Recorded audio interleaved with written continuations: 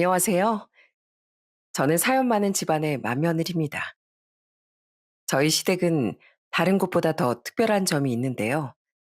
그건 바로 시모께서 선천적인 청각 장애가 있으시다는 겁니다.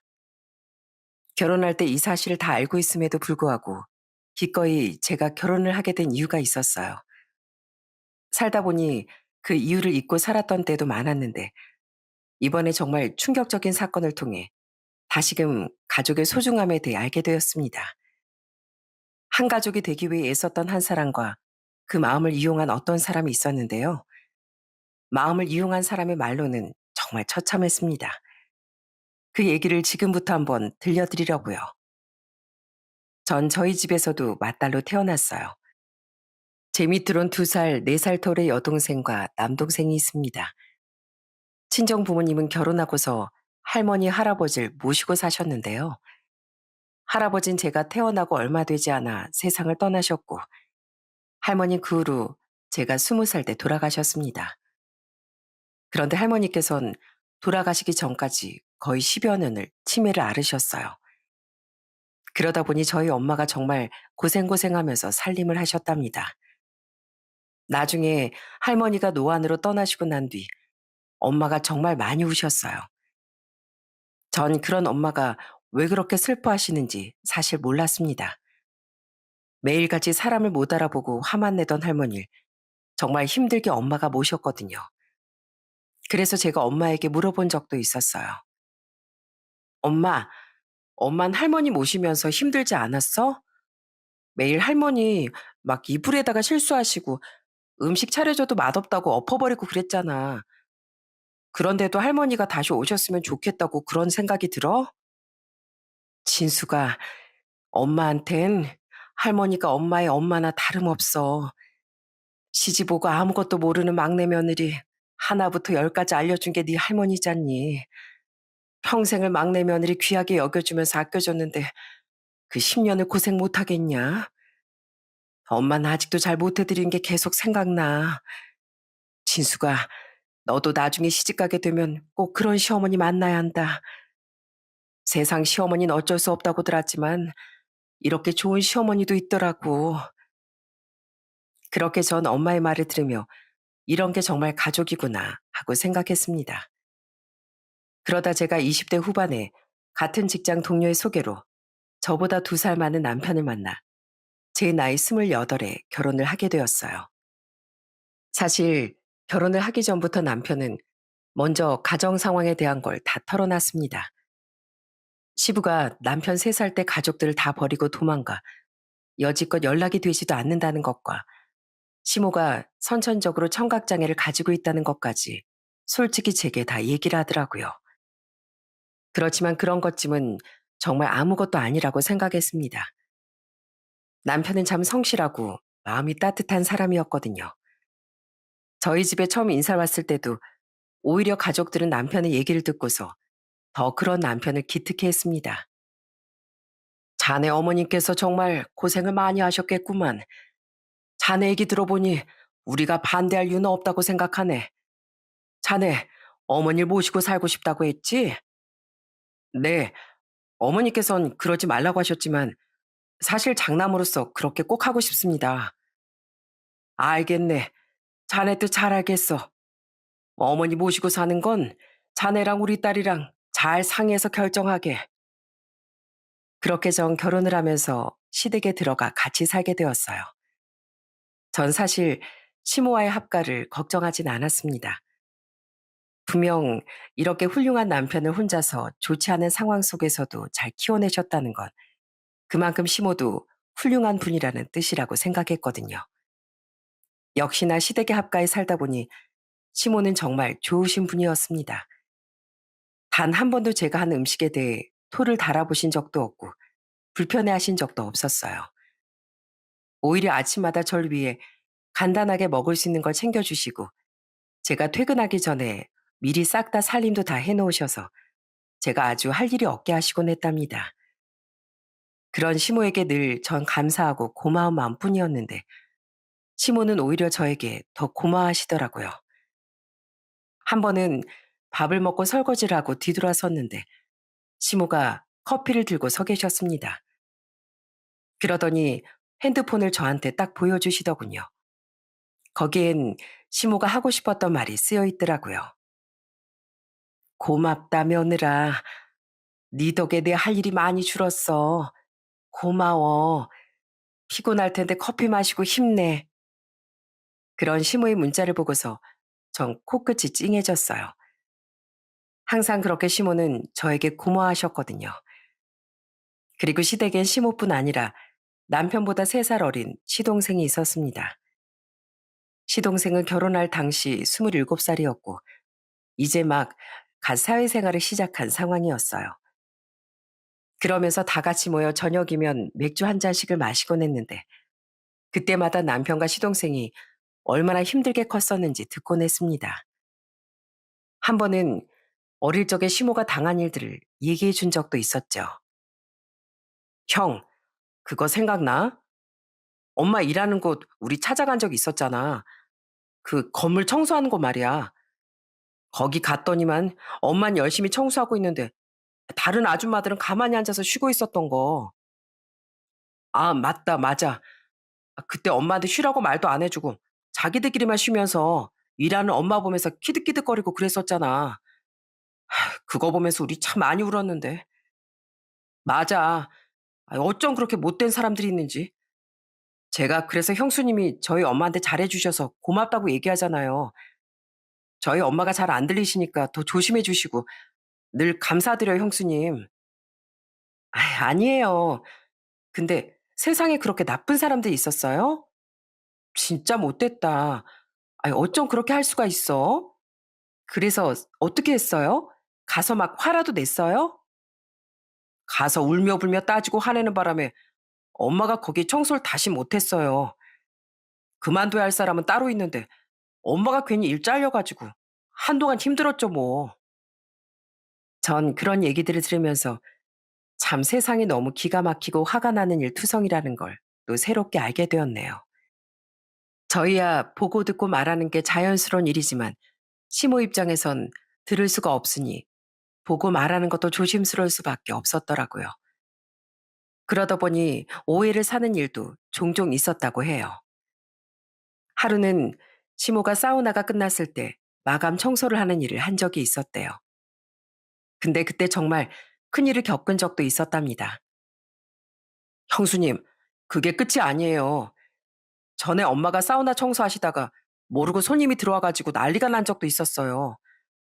아무리 거기 손님이 엄마를 불러도 듣질 못하고 엄만 손님이 올 시간이 아니니까 생각도 못 하시고 그래서 그 사람이 경찰에 엄마를 신고까지 하셨더라고요.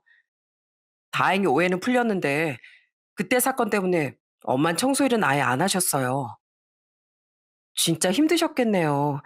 어머님도 우리 남편도 그리고 도련님도요. 저희보다 엄마가 많이 힘드셨죠 뭐. 남들은 그런 일 당하면 막 화풀이하면서 속풀기라도 하지만 엄만 그럴 수도 없었으니까 더 답답하셨을 거예요. 혼자서 애들 키우는 거 그냥 평범한 사람도 힘든데 엄만 귀도 안 들리셨으니 진짜 고생하면서 저희 키우셨어요. 그러면서 씁쓸한 웃음을 짓는 시동생을 보니 참 마음이 아팠습니다. 저 역시 그런 시모가 정말 대단하다고 느껴졌어요. 그러면서 전 시모와 더 가깝게 지내고 싶다는 생각을 많이 했습니다.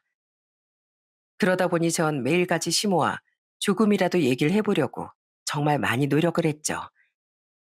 그렇지만 글로 쓰거나 문자로 소통하는 건 어느 정도 한계가 있을 수밖에 없더라고요. 왠지 시모도 제가 불편해하는 것 같아 잘 말을 안 하시려고 하는 게 보이니 이대로는 안 되겠다는 생각이 들었습니다. 그래서 결혼하고서 얼마 지나지 않아 전 남편에게 한 가지 제안을 하게 되었어요. 여보, 나 수화 배워보고 싶은데 어떻게 배워야 돼? 그런 건 어디서 배울 수 있어? 수화? 갑자기 무슨 수화? 엄마 때문에 그래? 괜찮아. 문자로 쓰면서 대화해도 되니까 괜찮아. 당신 일도 하고 바쁘잖아. 아니야. 나 어머님이랑 꼭 수화로 대화하고 싶어서 그래. 어머님 얼마나 하고 싶은 말이 많으시겠어. 근데 당신도 바쁘고 도련님도 바쁘니까 내가 한번 배워볼게. 당신이 매일매일 하나씩 알려주면 되잖아. 그리고 짜잔! 나 벌써 이렇게 책도 사왔는데 책 보면서 차근차근 배우다 보면 나도 당신처럼 수화 잘할 수 있지 않을까? 여보, 언제 이런 것까지 다 준비했어? 알았어. 내가 당신 매일 수화 알려줄게. 그렇게 전 남편의 도움을 받으며 수화를 공부하게 되었습니다. 정말 열심히 찾아보고 연습하고 매일같이 아침 저녁으로 남편이랑 수화 연습을 하면서 그렇게 노력을 했어요. 그리고 어느 날 아침 일어나서 거실로 나오는 시모를 보며 전 활짝 웃으며 수화로 인사를 했습니다. 안녕히 주무셨어요? 정말 간단한 인사였음에도 시모는 제 수화를 보자마자 저에게 달려와 꽉 안아주셨어요. 그러더니 눈물을 펑펑 쏟으셨답니다. 그날 저도 시모도 그리고 저희 모습을 본 남편과 시동생도 아침부터 얼마나 울었는지 모릅니다. 쉬는 날이 아니었다면 진짜 직장에서 다들 뭔 일이 있었나 했을 정도로 참 많이 울었어요. 시모는 내내 저에게 고마워하셨답니다. 얼마나 기쁘셨는지 수화를 하는 시모의 손동작이 참 활기가 돋았어요. 고맙다, 며느라. 고마워. 그날 이후로 전 시모와 점점 더 가까워졌습니다. 처음엔 저에게 무척이나 조심스러워 하셨던 시모는 어느 날부턴 저와 둘이 앉아서도 소소한 일상 얘기를 자연스럽게 하실 정도로 많이 편해졌어요. 저도 처음엔 남편에게 수화를 배웠지만 시모와 대화를 하면서도 수화 실력이 정말 많이 늘었어요.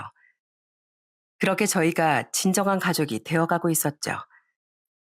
그러던 어느 날 제가 결혼하고 7년쯤 지나고서 첫째 아이를 임신하고 5개월이 됐을 때였어요. 그때 갑자기 시모께서 숨을 쉬기가 힘들다며 병원에 실려가셨던 적이 있었습니다. 그리고서 병원에서 진단을 받게 됐는데 시모는 말기 심부전이셨어요. 이미 심장이 제 기능을 제대로 못하다 보니 심장 보조 장치를 달아야만 했죠. 그 소식을 듣고서 다들 얼마나 울었는지 모릅니다. 특히나 남편과 시동생은 엄청나게 자책을 하더라고요. 그렇게 급하게 시모는 심장 보조 장치 수술을 받게 되셨고 한동안 시모는 밖에 나가기도 힘든 상태가 되셨어요. 워낙 젊으셨을 때 고생을 많이 하시다 보니 몸 이곳저곳이 많이 안 좋으셨는데 거기다 심장까지 나빠지니까 정말 많이 힘들어 하셨죠. 그때 저와 남편도 옆에서 시모 곁을 지키며 어떻게든 이겨내실 수 있도록 도와드렸지만 그 누구보다 정성을 다했던 건 바로 시동생이었어요. 시동생은 회사를 그만두면서까지 시모를 정말 지극정성으로 모셨습니다. 그때 시동생이 한 일을 생각해보면 어떻게 저렇게까지 할 수 있을까 싶을 정도로 참 둘도 없는 효자였죠. 수술을 하고 나서 입원했을 때 매일같이 시모의 손발, 얼굴을 깨끗한 물수건으로 닦아줬던 것도 바로 시동생이었고요. 오죽했으면 같이 입원했던 다른 환자분들도 다들 부럽다고 얘기할 정도였다니까요. 그래서 제가 병원에 가면 주변 분들의 칭찬이 계속해서 쏟아지곤 했고요. 어머, 오늘은 며느리가 왔네. 아휴, 어쩜 이쪽은 아들부터 며느리까지 이렇게 다 착하고 좋은가 몰라. 아침에도 막내 아들이 엄마 얼굴이며 다리며 다 닦아주고 갔어. 아, 그래요? 제가 오늘 와서 어머님 샤워시켜드린다고 말했었는데, 이 형수 홀몸도 아닌데 고생한다고 그러더라고. 세대도 복 받을 거야. 시어머니 이렇게 지극정성으로 간병하는 며느리가 어딨어. 분명 복 받을겨. 그렇게 한참을 병원에 입원을 하시고서 태어난 시모는 사실 초반에 마음이 많이 좋지 않으셨어요. 그렇지만 그런 시모의 마음을 전 어떻게든 달래드리고 싶었어요. 그래서 전 시모를 모시고서 매일같이 산책도 나가고 가까운 곳에 나들이도 가면서 그렇게 기분 전환을 해드리곤 했답니다. 그러다 보니 시모도 저에게 더 마음을 많이 열었던 것 같아요. 한 번은 근처 공원에 꽃구경을 갔었는데 시모께서 핸드폰을 열더니 저한테 문자 하나를 딱 보여주시는 겁니다. 진수가 고맙다. 네 덕에 올해 꽃은 다 봤구나. 내 몸이 아프니 세상 이렇게 화내준 줄도 몰랐다. 고맙다, 진수가. 그러면서 제 손을 꼭 잡아주시는데 전 그 따뜻한 손을 잡으면서 시모의 마음도 같이 느낄 수 있었어요. 그 뒤로도 저나 남편 시동생은 시모를 정말 살뜰하게 챙겼습니다. 특히나 시동생은 수술 이후 시모를 더 자주 챙겼어요. 어느 정도 시간이 흐르고서 시모가 안정을 되찾자 그제서야 시동생은 다시 일을 시작하더군요. 그러면서도 아침에 출근할 때마다 꼭 시모의 건강 상태를 확인하고서야 출근을 했고, 점심이면 시동생은 항상 어김없이 시모에게 연락을 했습니다. 그때 제가 출산 휴가로 시모와 같이 집에 있었는데 점심에 밥을 먹으려고 챙기는데 시모가 나오시더니 문자 온 걸 하나 보여주시는 거예요. 봤더니 시동생이 보낸 문자였습니다. 엄마, 날씨 진짜 좋지? 주말에 우리 놀러 갈까? 그러면서 같이 보낸 사진을 보니까 바로 막 찍은 하늘 사진이었어요. 그 문자를 보면서 시모가 얼마나 소녀같이 웃으셨는지 모릅니다. 그렇게 늘 밝고 환했던 시모를 보면서 시모에겐 가족이 정말 소중하고 귀하다는 걸 다시 한번 느꼈죠. 사실 모르는 사람이라면 저에게 시어머니를 모시고 살면서 힘들겠다고 할 수도 있겠지만 전 오히려 시모에게 받은 것이 참 많았어요. 특히나 첫째 아들 낳고 나서 육아라곤 하나도 몰랐던 절 대신에 시모가 진짜 저희 애를 너무나 잘 봐주셨거든요. 애를 보는 게 너무 서툴다 보니 처음엔 매일같이 울상이었어요. 그때마다 마치 구원선수처럼 시모가 딱 등장해 애를 봐주시는데 어찌나 감사했는지 모른답니다. 그리고 제가 슬퍼하면서 수화로 시모에게 말할 때면 시모는 늘 따뜻하게 절 안아주셨어요. 어머님, 전 엄마 자격이 없나 봐요. 무슨 소리야. 엄만 존재만으로도 아이한테 소중한 거야. 그러니 슬퍼하지 말거라. 너도 엄마가 처음이잖니. 내가 옆에서 잘 도와줄 테니까 우리 조금만 힘내보자. 그렇게 시모의 응원을 받으며 전 점점 육아를 잘할 수 있게 되었어요. 솔직히 제가 아이를 이 정도 키울 수 있었던 건 다 시모의 도움 덕분이었죠. 애가 어렸을 땐 새벽에 계속 수유를 해야 하니 매일같이 피곤했었는데 낮엔 시모가 저더러 들어가 자라고 하시고선 내내 아이를 돌봐주셨어요. 그러면서 아이 목욕도 싹 다 시켜주시고 수유까지 해주시니 나중엔 금방 애가 통잠을 자기 시작하더라고요. 애가 잠을 잘 자니까 낮에도 순하고 칭얼거리지도 않고 너무 편하고 좋았습니다. 하루는 제가 육아하다가 진짜 놀랐던 적이 있었어요. 정말 남편 출근한 것도 못 보고 너무 피곤해 아침에 늦잠을 잔 거예요. 눈을 떠보니 벌써 9시가 지나 있어 진짜 화들짝 놀라 일어나게 되더라고요. 그리고선 바로 거실로 나갔는데 시모가 밥상을 딱 차려놓으신 거 있죠? 제가 깜짝 놀라하니까 시모는 아이를 포대기로 엎고서 집안일을 하시며 수화로 저에게 얘기를 하셨답니다. 오늘 네 생일이잖니. 생일 축하한다. 어머님, 이걸 어머님이 다 차리신 거예요? 많이 못했어. 얼른 앉아서 먹어. 너 갈비찜 좋아하지? 맛있을지 모르겠구나. 그날은 저도 깜빡 잊고 있었던 제 생일이었어요. 육아하느라 정말 정신없이 하루하루를 보냈었는데 시모께서 제 생일을 놓치지 않고 다 챙겨주신 거였어요.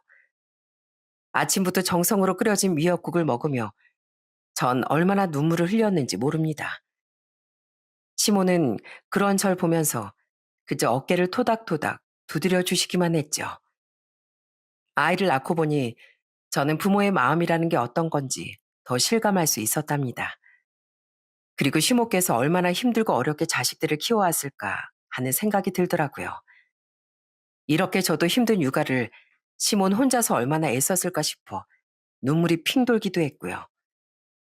그렇게 첫째 아이를 낳고 나서부턴 정신없이 육아를 하다 보니 웃을 날도 많아지고 그러면서 시모의 건강도 많이 좋아지셨어요. 그리고 남편과 시동생도 그런 모습들을 보며 행복하게 그렇게 한 집에서 다섯 식구가 잘 살고 있었답니다. 그러다 시동생이 40대 초반이 되었을 때 결혼을 하게 되었어요. 솔직히 저희 시동생 얼굴도 반반하고 거기다가 키도 크고 성격도 좋을 뿐더러 직업도 나쁘지 않았거든요. 그렇지만 아무래도 시모의 몸이 좋지 않다 보니 시동생은 결혼할 생각을 전혀 하지 않았었거든요. 그런 시동생이 갑자기 결혼을 한다고 해서 놀랐는데 딱 동서를 보자마자 결혼을 결심하게 된 이유를 알게 되었습니다. 처음 인사 올 때부터 동서는 엄청 시모에게 잘하려고 노력하더라고요. 어머님, 안녕하세요. 전 이유정이라고 합니다. 이거 어머님 좋아하실 것 같아서 준비했어요. 그러면서 동서는 좋은 브랜드 화장품을 시모에게 선물로 주고 옆에 앉아 문자로 얘기도 계속해서 주고받으며 정말 살뜰하게 잘했어요. 그렇게 첫인사라고서 동서가 가니 저와 남편이 시동생을 붙잡고 물었어요. 인구가, 너 저렇게 싹싹한 여자를 만났어?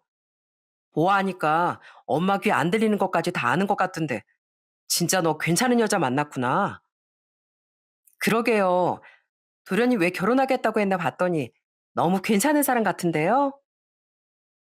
나도 사실 우리 집 상황도 그렇고 결혼하긴 좀 어렵겠다 해서 거절했었는데요. 자기가 어떻게든 엄마 모시고 살겠다고 잘하겠다고 해서 그래서 저 결혼 결심한 거예요. 이렇게 와서 잘하는 거 보니까 제가 잘한 선택인 것 같네요. 그렇게 시동생도 동서와 결혼을 하게 되었어요. 처음 동서의 행동을 봤을 땐 정말 잘 살 수 있을 거라 생각했어요. 그런데 막상 결혼을 하고 보니 흘러가는 분위기가 점점 이상해지더라고요. 시모는 저희가 모시고 살기로 해서 시동생은 저희 집 근처로 신혼집을 얻어 살게 되었죠. 그렇게 따로 살면서도 시동생은 늘 아침마다 집에 들려서 시모 얼굴을 보고 출근을 하곤 했고요.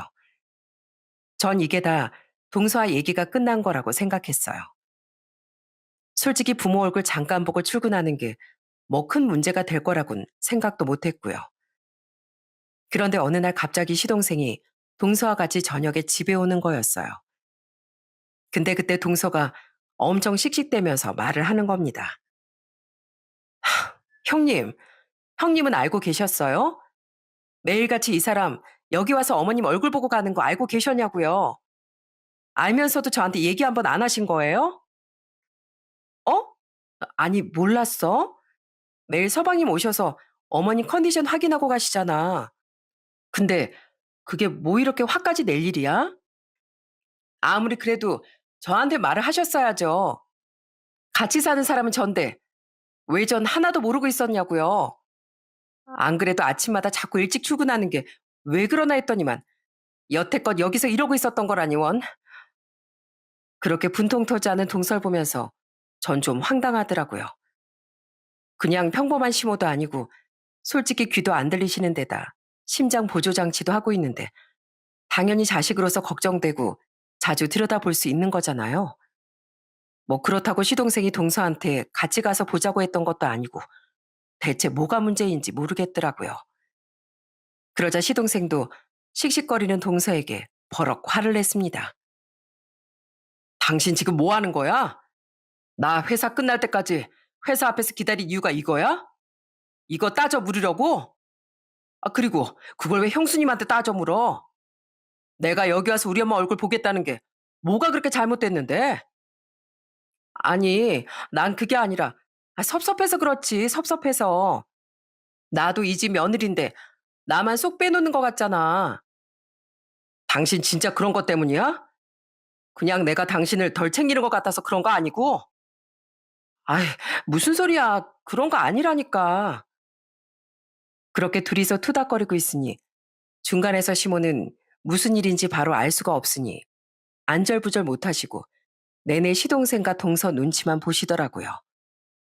그 모습을 보면서 얼마나 속이 터지던지 더는 안 되겠다 싶어 시동생과 동서에게 얼른 가라고 등을 떠밀었습니다. 아유, 두 사람 싸우려거든 나가서 싸워요. 어머님 지금 걱정하시는 거 안 보여요? 아니, 둘이서 해결할 일을 왜 여기서 대체 이러는 거야? 아, 얼른 나가요, 나가. 어머님한테 제가 잘 얘기할 테니까 나가라고요. 그렇게 두 사람을 내쫓고서 전 시모에게 어찌된 일인지 차근차근 설명해 드렸어요. 시모는 큰일이 아니라 천만다행이라고 하시면서도 여전히 걱정을 하시는 것 같았죠. 사실 만약 시동생이 동서에게 잘 못하면서 시모만 챙겼다면 좀 섭섭할 수도 있었겠죠. 그렇지만 시동생은 정말 동서에게도 최선을 다했습니다. 결혼하고서 동서는 어찌나 가족 모임이 많은지 거의 매주 동서네 친정 모임으로 시동생은 항상 외출을 했어요. 어느 날은 결혼하고서 한동안 같이 저녁을 먹은 적이 없어서 시동생에게 전화를 했더니 역시나 시동생은 동선의 가족 모임에 참석을 한 상태였습니다. 서방님, 오늘 많이 늦어요? 어머님이 같이 저녁하자고 하셔서 시간 안 되면 어쩔 수 없고요. 어디 나간 것 같은데 어디 가셨어요? 아유, 어쩌죠? 저 지방에 좀 나와 있거든요.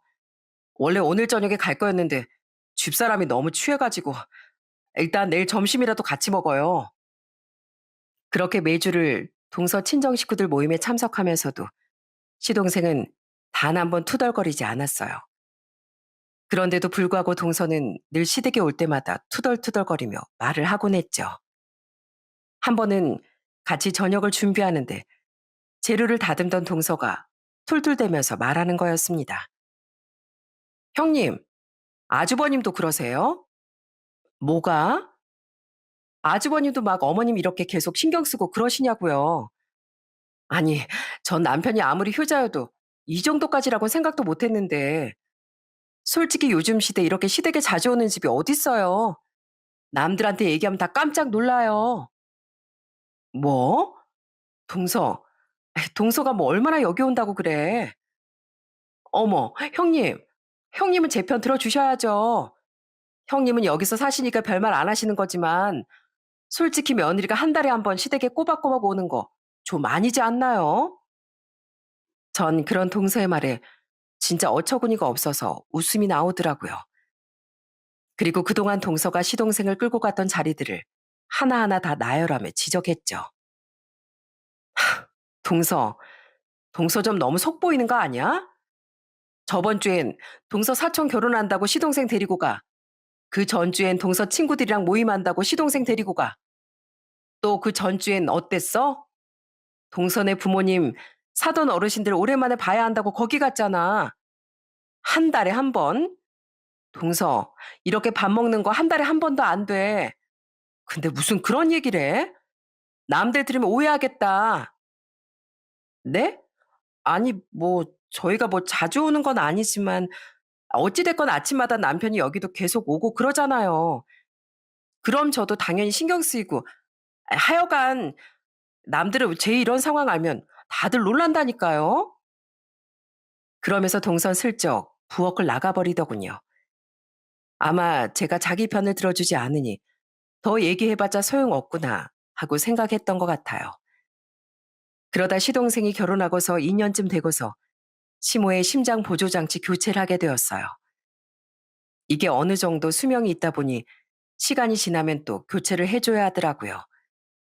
그래서 교체를 하게 됐는데 그때도 당연히 남편과 시동생이 번갈아 가면서 시모에 간병을 했답니다. 그런데 그것 때문에도 아주 난리가 아니었어요. 한 번은 시모가 입원한 병원에 갔는데 시동생이 어두운 표정으로 병원에 온 거였습니다. 아니, 서방님, 왜 이렇게 표정이 안 좋아요? 혹시 무슨 일 있었어요? 그게 제 아내 때문에요. 네? 동서가 또 왜요? 또 싸웠어요? 여기 오는 것 때문에 아주 난리예요, 난리. 굳이 꼭 간병하러 가야 되냐면서. 형이랑 형수님도 있는데 왜 저까지 가서 간병하냐면서 난리잖아요. 아, 대체 언제까지 이런 걸로 싸워야 하는지 모르겠어요. 분명 잘하겠다고 했던 사람이었는데. 그런데 이 일이 있고부터 얼마 후 놀라운 소식이 들려왔습니다. 그건 바로 동서가 임신을 했다는 거였어요. 시동생은 동서가 임신을 하고서 몸 상태가 좋지 않아 그렇게 까칠하게 굴었던 것 같다며 저에게 기쁜 소식을 전해주더라고요. 전 하지만 그때 동서의 태도가 굳이 임신 때문에 그런 거라고 생각이 안 들었어요. 왠지 타이밍 좋게 임신을 한 것뿐이지 동서의 질투는 그게 끝이 아닐 거라고 생각했죠. 시모는 이런 상황을 모르시니 동서의 임신 소식을 듣고서 누구보다 기뻐하셨어요. 동서에게 큰 축하 선물로 용돈도 챙겨주시면서 그렇게 축하를 해주셨답니다. 그런데 동서가 임신을 하고 나서부턴 좀 노골적으로 시모를 무시하기 시작하더군요. 하루는 같이 밥을 먹는데 그날 시모가 좋아하는 등갈비찜이 있었습니다. 시동생이 옆에서 살을 발라주면서 시모 앞쪽으로 놓아주는데 동서가 갑자기 그걸 쏙쏙 골라서 먹는 거예요. 어머, 맛있네. 형님, 등갈비 엄청 맛있어요. 살도 야들야들 부드럽고 맛있네요. 양념도 어쩜 이렇게 딱 알맞겠는지 정말 너무 맛있어요. 어, 동서 많이 먹어. 배고팠구나. 아, 내가 접시에 놓아줄 테니까 먹어. 이건 어머님 좀 드시게 놔두고. 에이, 왜요? 먼저 가져와서 먹는 사람이 임자지. 그리고 우리 남편이 저 편하게 먹으라고 이렇게 발라주는 거잖아요. 그러면서 계속해서 시동생이 발라놓은 고기를 쏙쏙 집어가는데 그 모습이 어찌나 얄밉던지. 그런데도 시동생은 별말은 하지 않았고 시모는 그저 그런 동서에게 고기를 챙겨주며 웃어주시기만 했고요.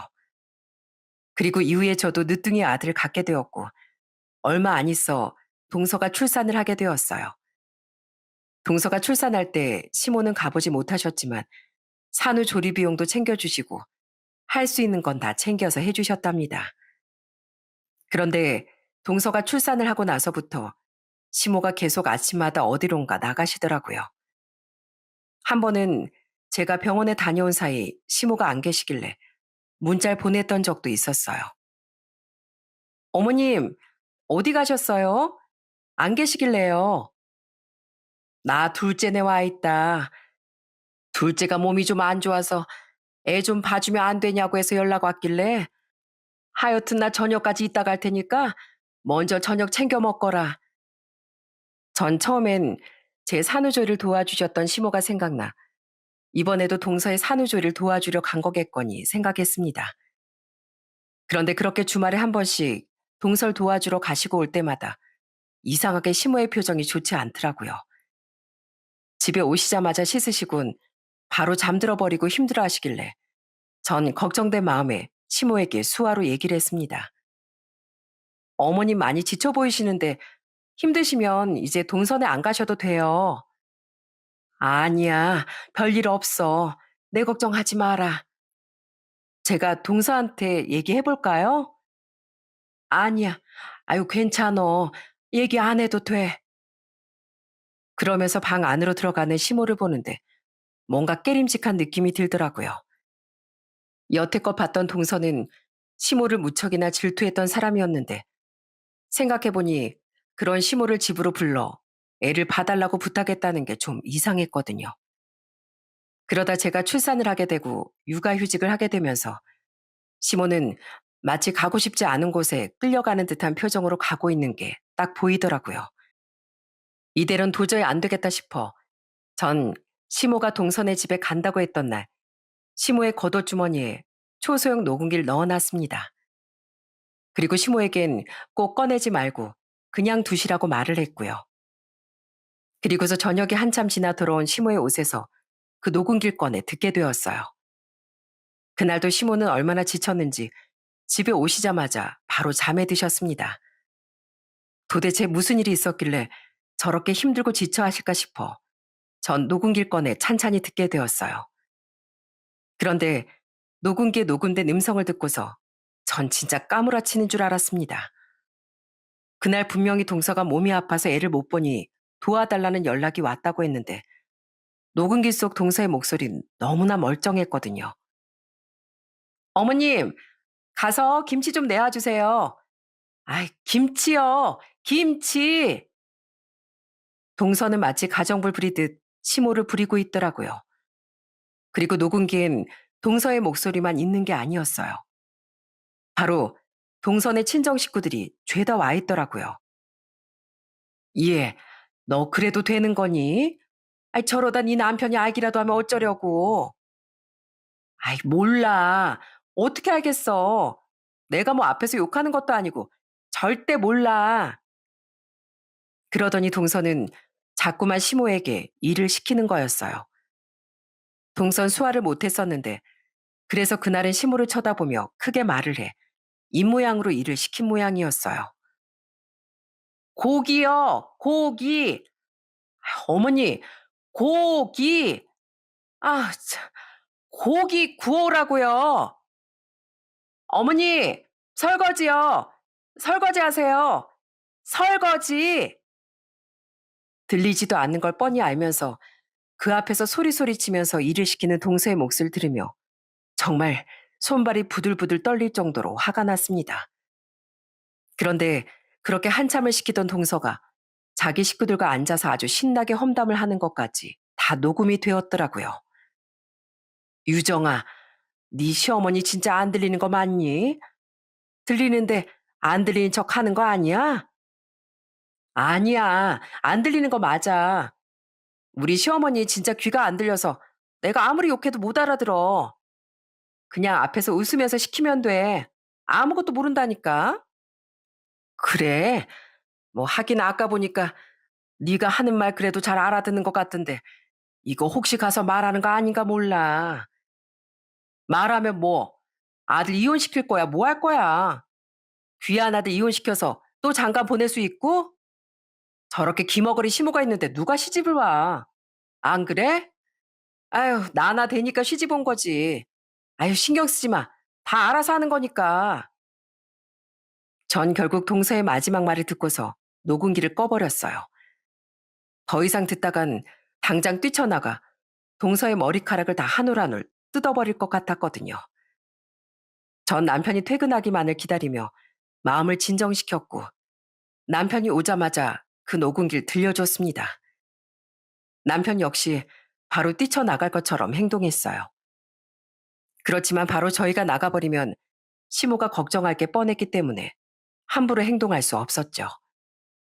그리고 그 다음날 저와 남편은 시동생네로 향했어요. 그리고 초인종을 눌렀습니다. 그랬더니 안에서 동서가 깜짝 놀라 문을 열더라고요. 어? 형님, 아주버님, 이 시간에 어쩐 일이세요? 서방님 안에 있지? 동서 좀 와봐. 할 말 있으니까. 네? 무슨 할 말이요? 갑자기 오셔가지고 지금 무슨 소리를. 전 당황해하는 동서를 옆으로 밀치고선 바로 거실로 들어갔습니다.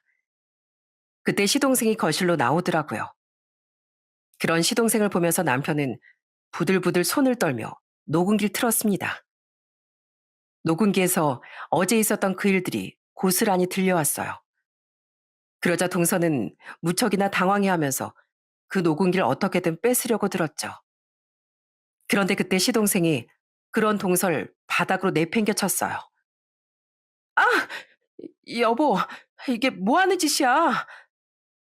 당신, 당신 지금껏 우리 엄마한테 이렇게 했던 거야? 진짜 이게 다 사실이야? 어? 어제 엄마 맛있는 거 드시게 하고 싶어서 불렀다며? 근데, 근데 이게 다 무슨 소리야? 얘기해봐. 당장 얘기해보라고. 아니, 그게 아니라, 여보, 그게 아니라. 전 끝까지 변명하려는 동서에게 소리를 쳤습니다. 그게 아니게 뭐가 아니야? 안 그래도 내가 이상했어. 동선의 집에만 갔다 오면 어머님 바로 쓰러져 잠들기만 하시고 아침에도 피곤해서 제대로 일어나지도 못하시고 어떻게 어머님한테 그럴 수가 있어? 안 그래도 심장 보조장치 달아서 무리하시면 안 되는데 어떻게 뻔히 그걸 알면서도 그럴 수가 있냐고. 형님, 그게 아니라요. 그냥 어머님이 도와주신다고 해서. 거짓말 하지 마. 동서 아프다며? 이거 문자. 어머님이 동서 아프다고 해서 갔다 오겠다고 한 거 안 보여? 그런데 어디서 그런 거짓말을 해? 결국 동선 제가 보여준 문자를 보고서야 입을 다물더라고요. 알고 보니 시동생에겐 시모를 모시고서 대접한다며 말을 했던 거였고, 그동안 시모가 스스로 찾아온 거라 얘기를 했더라고요. 당신 이게 뭐야? 지금까지 그럼 나한테 거짓말했던 거야? 당신이 분명 그랬잖아. 엄마가 집에 와서 애 보고 싶어 한다고. 자기가 못 가니까 그냥 어머님 보고 근처니까 오시라고 했다고. 그랬었잖아. 근데 지금 이게 뭐냐고. 그게 그러니까 사실대로 사실대로 똑바로 말 못해? 뭐냐고 대체? 진짜 우리 엄마를 일부러 불러서 부려먹은 거야? 어? 지금까지 그랬던 거냐고. 여보, 여보 미안해. 어? 내가 정말 잘못했어. 모든 사실이 밝혀지자 시동생은 분노를 참지 못했습니다. 당신이 어떻게, 네가 어떻게 우리 엄마한테 그렇게 해? 이게 네가 잘한다는 거야? 이게 네가 평생 우리 엄마한테 잘하겠다고 했던 거냐고.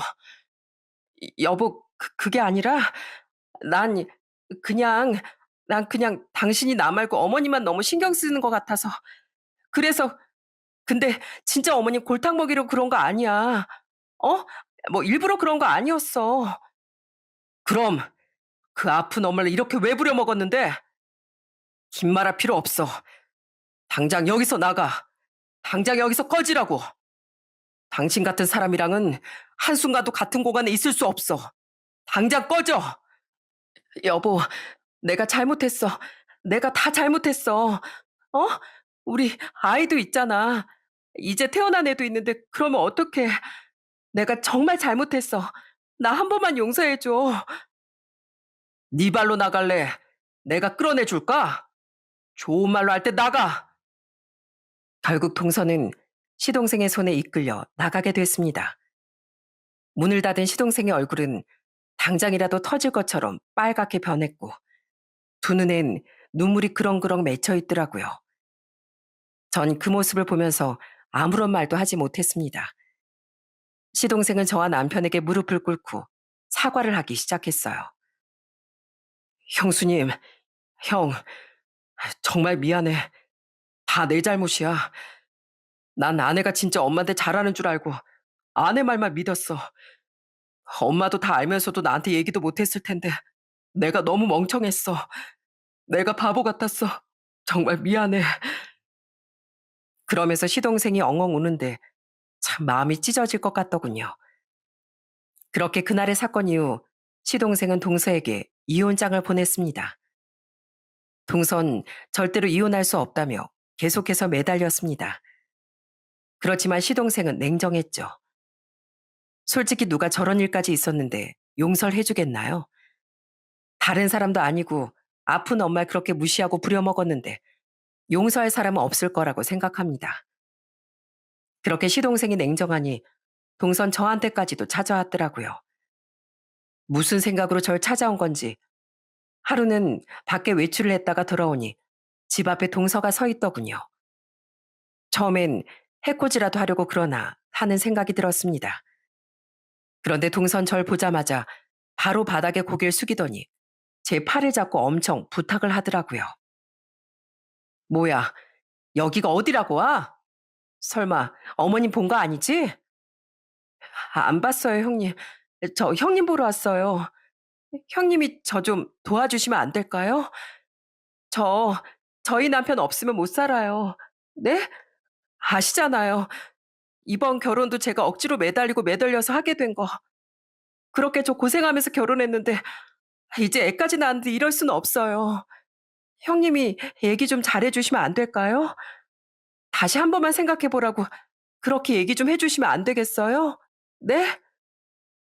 진짜 양심도 없다 정말. 그렇게 몰래 뒤에서 사람 못 살게 그러놓고선 어떻게 이렇게 뻔뻔하게 용서해달라는 말을 할 수가 있어? 용서? 나 동서 용서 못해. 내가 어떻게 동서를 용서해? 절대 못한다고. 그러니까 여기 다신 찾아오지 마. 동서가 지금까지 한 걸 생각해야지. 형님, 제발요. 제가 이렇게 부탁드릴게요. 저 절대로 그렇게 못 살아요. 저희 남편 한 번만 딱 설득해 주세요. 제가 그렇게만 해주시면 평생 어머님 제가 모실게요. 제가 모시고 살게요. 퍽이나, 퍽이나 동서가 어머님 잘도 보시겠다. 남들 눈 피해서 그렇게 못살게 굴었으면서 그 말이 말 같다고 생각하니? 보니까 아직도 반성 하나 안 하는 모양인데 넌 평생 그렇게 벌 받으면서 살아. 그렇게 전 애원하는 동서의 손을 뿌리쳐 버렸습니다. 그 뒤로도 여러 번 절 찾아왔지만 그때마다 전 냉정하게 거절을 했어요. 결국 시동생은 소송으로 이혼을 하게 됐습니다. 당연히 동서에게 유책 사유가 있었으니 이혼 결정이 내려지게 되었죠. 그리고 참 웃긴 게 뭔지 아세요? 동서가 글쎄 자기 아들 키우는 걸 포기했다는 거였어요. 그렇게 자식까지 낳았으니 결혼을 유지해야 한다고 주장하던 동서는 이혼이 성립되자마자 애를 시동생에게 보내왔더라고요. 참 웃기지 않나요? 결국 아이와 시동생은 다시 저희 집으로 들어와 다 같이 살고 있습니다. 원래 시동생이 살던 방에 같이 지내고 있고 곧 큰 집으로 이사를 갈 계획이에요. 사실 시모에겐 모든 사실을 말을 해야 하나 말아야 하나 저나 남편이나 시동생 모두 고민이 참 많았습니다. 그렇지만 알아야 할 건 알아야 한다고 생각했기에 모든 사실을 얘기해 드렸어요. 그랬더니 시모도 이미 어느 정도 눈치를 채고 계셨더라고요. 그러면서 저한테 수화로 물으셨습니다. 인국인 괜찮니? 걔가 한 말 듣고 다들 충격받았겠구나. 아휴, 미안하다. 내가 괜히 가가지고선 니들 충격받을 소리 듣게나 하고 말이야. 어머님, 어머님 잘못이 아니에요. 아니다. 애초에 날 못마땅해 하는 거 알고 있었는데도 굳이 친해져 보겠다고 간 내 잘못도 있지 뭐. 어머님, 그런 사람은 가족이 아니에요. 그러니 앞으로는 다 잊으시고 저희랑 잘 살아요. 그 뒤 시모는 한동안은 좀 힘들어 하셨지만 그래도 금세 좋아지셨습니다. 조카가 어찌나 귀엽고 예쁜지 딱 시동생을 닮았거든요. 비슷한 시기에 태어난 저희 둘째 아들과도 요즘 참 잘 지내고 있답니다. 처음엔 애들이 워낙 어려서 사실 육아라느라 좀 고생을 했는데 그래도 육아 베테랑 시모도 계시니 수월했던 것 같네요. 벌써 2년이라는 세월이 흘러 지금은 정말 행복하게 잘 지내고 있습니다. 사실 그때만 생각하면 마음이 아직도 아리고 아픈데 그래도 그날의 일이 있었기에 진정으로 가족이 될 사람을 구분할 수 있었던 것 같네요. 가끔씩 저희 부모님도 오셔서 다 같이 밥을 먹기도 합니다. 그럴 때면 항상 시모는 저희 부모님께 감사하고 죄송하다고 말을 하시곤 하죠. 그렇지만 저희 부모님은 오히려 시모에게 감사한 마음을 전하신답니다. 왜냐하면 시모와 함께 생활을 하면서 제가 정말 많이 성숙하고 성장했거든요. 저 역시 시모를 만나지 않았더라면 지금처럼 이렇게 평범한 일상이 행복이라는 걸 알지 못했을 거라 생각합니다. 앞으로도 항상 지금의 일상을 소중하게 생각하면서 가족들과 행복하게 잘 지내보려고요. 여기 사연들을 가끔씩 읽다 보면 더 많은 행복을 바라면서 욕심을 내다 낭떠러지로 떨어져 버리는 사연들이 참 많은 것 같습니다. 저 역시도 늘 위를 바라보면서 살았던 시절이 있었어요. 직장에 다니면서 승진하고 연봉을 올리고 그러는 게 삶의 가치라고 생각했었고요. 그렇지만 지금은 내가 능력이 점점 좋아지면서 성장하는 게 아니라 해도 제 곁에 이렇게 소중한 사람들이 건강하게 잘 있다는 것만으로도 삶은 충분한 가치가 있다는 걸 알고 있어요. 그러니 여러분들도 지금의 평범한 하루하루를 소중하게 생각하면서 그 안에서 행복을 느껴보시는 건 어떨까요? 여러분들의 삶이 보다 편안하고 행복하시길 바라며 이만 제 사연은 마치도록 하겠습니다. 지금까지 제 이야기 들어주셔서 감사합니다. 모두들 행복하세요.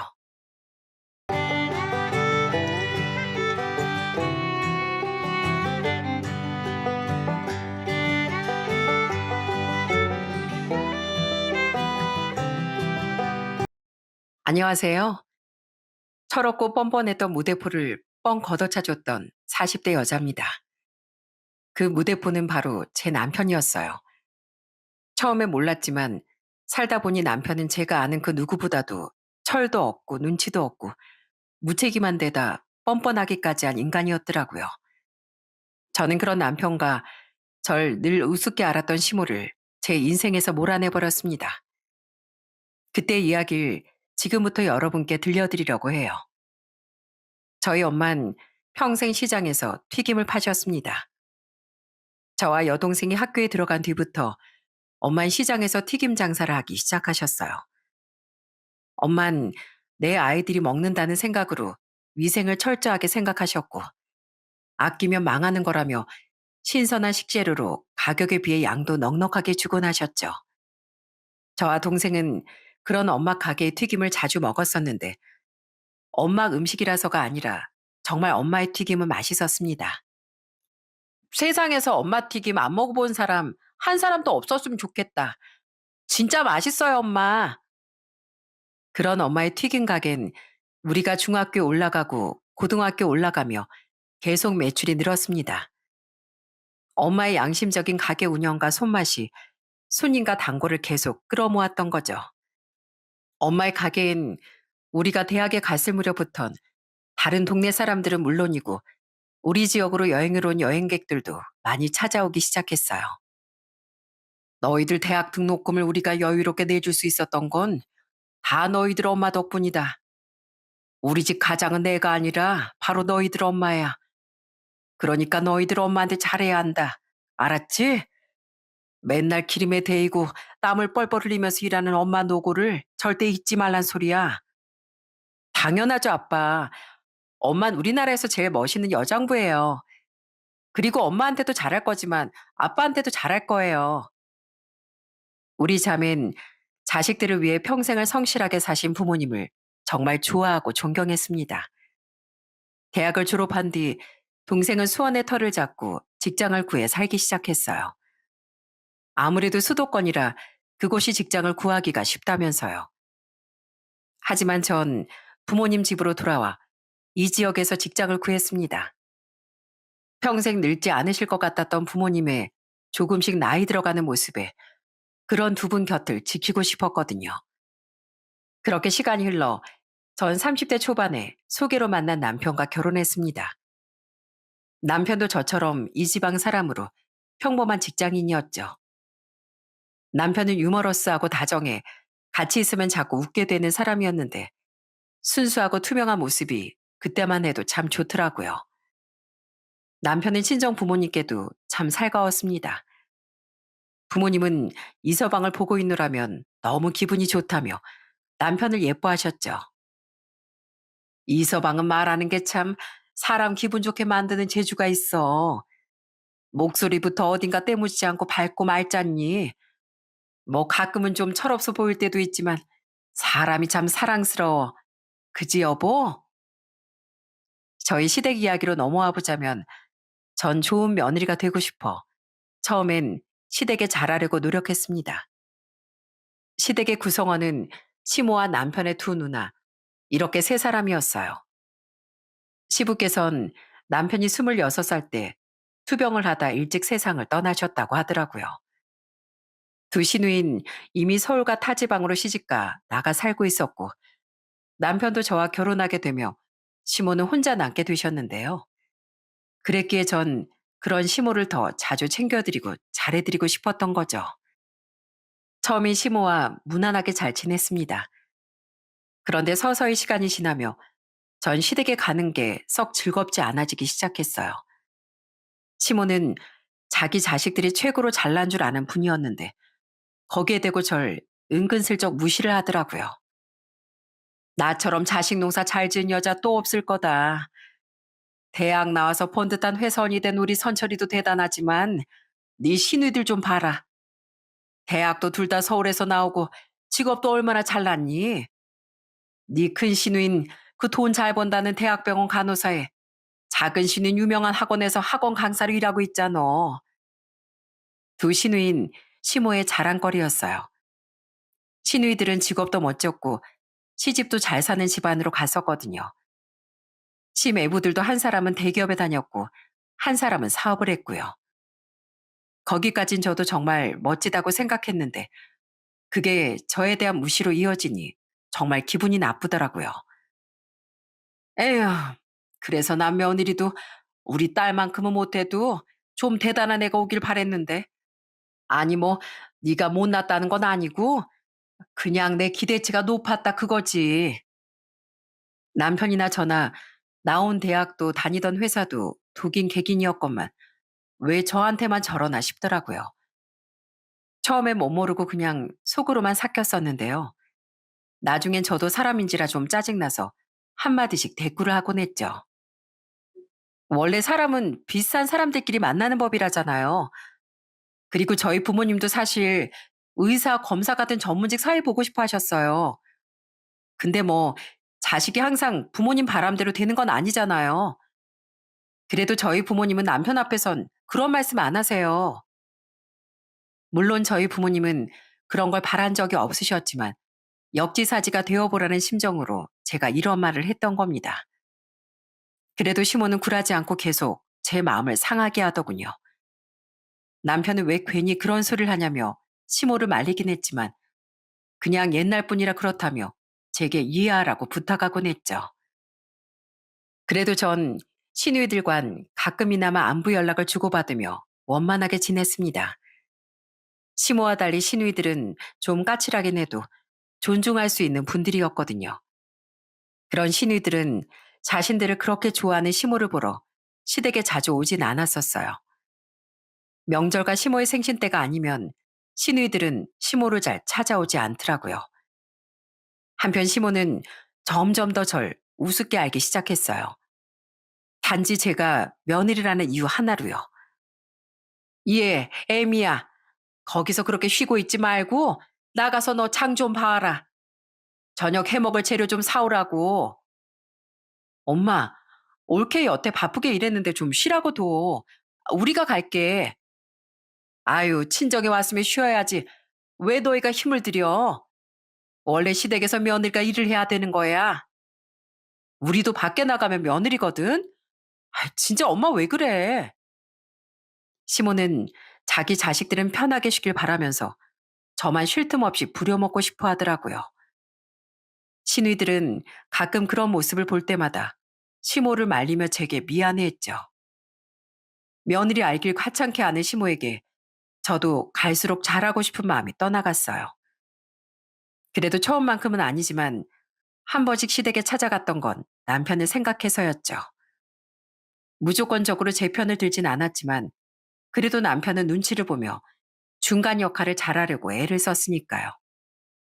그리고 친정에도 잘하려고 하는 편이었으니 저는 시댁 3남매 중 홀어머니를 가장 걱정하던 남편을 위해 며느리 도리를 하긴 하려고 했던 거예요.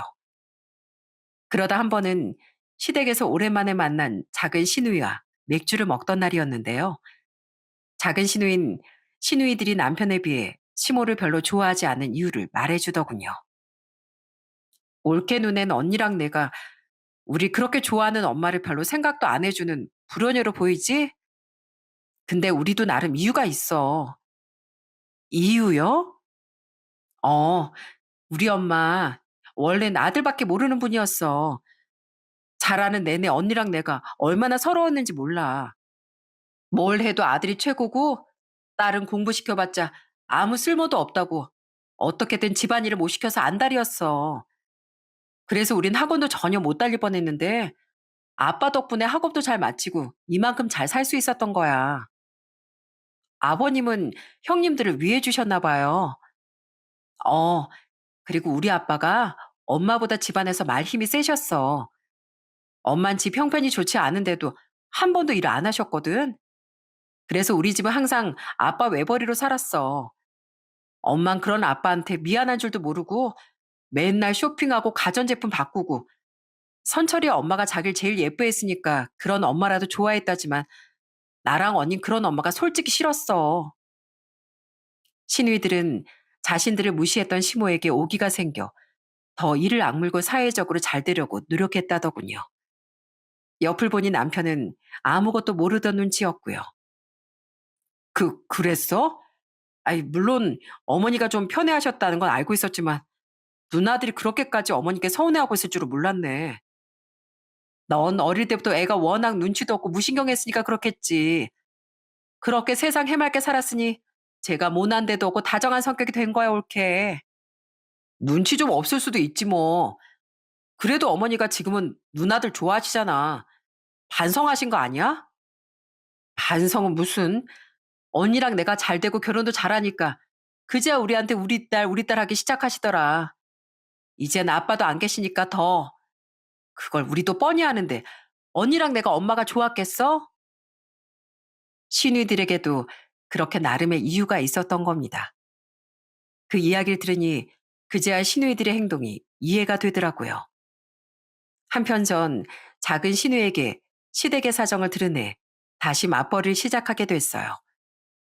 그때가 제가 결혼한 지 4년쯤 됐던 시기였는데 당시 전 두 아들을 출산하느라 직장을 그만둔 상태였거든요. 그런데 다시 직장을 알아보고 있던 와중 친정엄마가 튀김 가게를 이어받을 생각이 없냐고 제안을 해주신 겁니다. 요즘 내가 몸도 이곳저곳 쑤시기도 하고 더 나이 들기 전에 네 아빠랑 좀 여유를 즐기면서 살고 싶구나. 그래서 말인데 너 엄마 가게 이어받아서 해보지 않을래? 아, 그럼 못해도 웬만한 직장인들보단 더 벌 수 있을 거야. 알잖아. 엄마 가게 잘 되는 거. 저야 너무 감사한 제안이었어요. 비록 일은 고되겠지만 애들을 키워야 하는데 그깟 고생이 대수겠습니까? 남편도 저희 엄마에게 감사했죠. 그때부터 전 엄마의 가게를 물려받아 장사를 하기 시작했어요. 그리고 엄만 은퇴 후 쉬고 계셨던 아빠와 함께 여유로운 나날을 보내게 되셨답니다. 그런데 제가 튀김 가게를 물려받은 일을 또 시모가 굉장히 무시하더라고요. 튀김 가게? 아이 그깟 몇천 원짜리 팔아서 얼마나 한다고. 적어도 제 남편 벌이보다 많이 벌어요. 저희 엄마 가게 꽤 입소문 난 곳인 거 어머님도 아시잖아요. 아유 그래봤자 시장통 장사가 다 거기서 거기지 뭐. 그리고 돈 좀 잘 벌면 네가 더 잘나지는 것 같니? 아 네가 하는 일이야 아무나 데려다 놓으면 할 수 있는 거지만 회사원이 우리 아들이 하는 일은 아무나 못하는 거야. 수준이 다르다고 수준이. 에휴 사람들이 날 잘난 사이들 뒀다 잘난 딸들 뒀다고 얼마나 부러워하는데 며느린 튀김 가게 한다는 말을 창피해서 어떻게 하니? 그 하찮은 일을 한다고 동네 창피해서 어떻게 말하냐고. 어머님 말씀이 좀 지나치시네요. 아무나 할 수 있는 글로 이만큼 성공시키는 거 아무나 못하는 일이에요. 그걸 저희 엄마가 하신 거고 전 그런 엄마도 이 일도 자랑스러워요. 그런데 어떻게 저희 엄마가 하시던 일을 가지고 창피하다, 하찮다고 말씀하세요? 그렇게 생각하시는 어머님 생각이 저는 더 잘못됐다고 생각해요.